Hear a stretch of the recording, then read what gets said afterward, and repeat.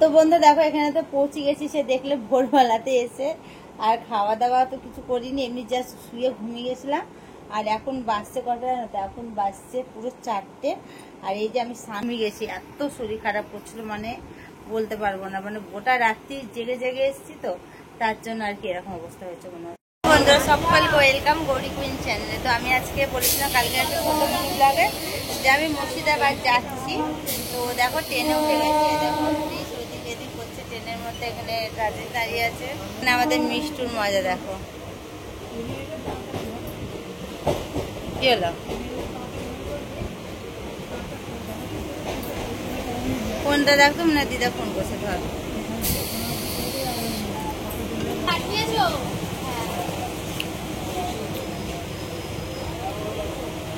তো চলো বন্ধুরা, শিয়ালটাকে আবার দেখা হচ্ছে। দেখো আমরা এখন ট্রেনে উঠে গেছি, আর এই দেখো এত ট্রেনে উঠে উঠে খাওয়া দাওয়া শুরু হয়ে গেছে। আর তাই এই যে, আর এদিকে এটা বসে আছে, আর আমরা এই দেখো ট্রেনে বসে আছি সেই ভোর 4টার সময়, নাম্বার 4টে। ঠিক আছে, তোমরা সঙ্গে থাকো, তোমরা তো দেখতে পাবে কি করছি না করছি। ফোনটা দাও। তো গাইস এখন রাত্রি 3টে বাজে, 3টে থেকে 3:30 হবে। আর এই দেখো ভোরবেলায় আমি একটু জানলার ধারে এসে বসলাম, আর এই দেখো কি অন্ধকার এখনো পর্যন্ত। তো চলো নেমে দেখা হচ্ছে। গুড মর্নিং বন্ধুরা। তো দেখো ট্রেন থেকে নেমে গেছি, আর এবার যাচ্ছি বাড়ি। আর এখন আছি টোটো। আর এই দেখো এদিকে দুজনা বসে আছে, তাকাও। আর এদিকে এই যেটা, আর ঘুমে পুরো চোখ ঢুলো। তো চলো বাড়ি যাই, দেখা। তো বন্ধু দেখো এখানে তো পৌঁছে গেছি, সে দেখলে ভোরবেলাতে এসে।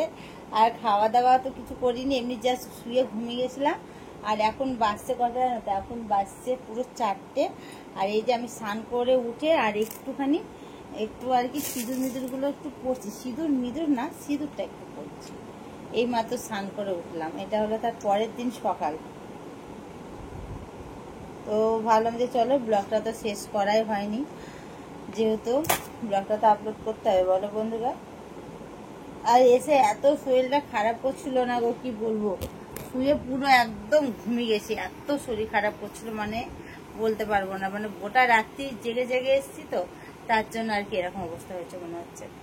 তো যাই হোক, ছোট ব্লগটা বেশি বড় হলো না, ছোটই হলো। আর ট্রেনে বেশি ভিডিও শ্যুট নিতে পারিনি, ট্রেনে ভিড় ছিল না, মোটামুটি ঠিকই ছিল, তবে ভালো লাগছে, শরীরটা খুব খারাপ করছিল তার জন্য।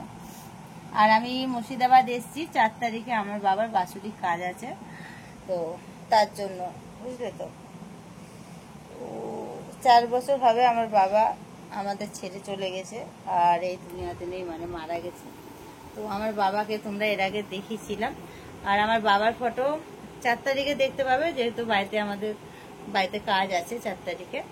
তো আমি এখন মুর্শিদাবাদে বেশি দিন নেই, আছি ওই 5 থেকে 6 তারিখের মধ্যে আমি চলে যাবো আবার কলকাতা।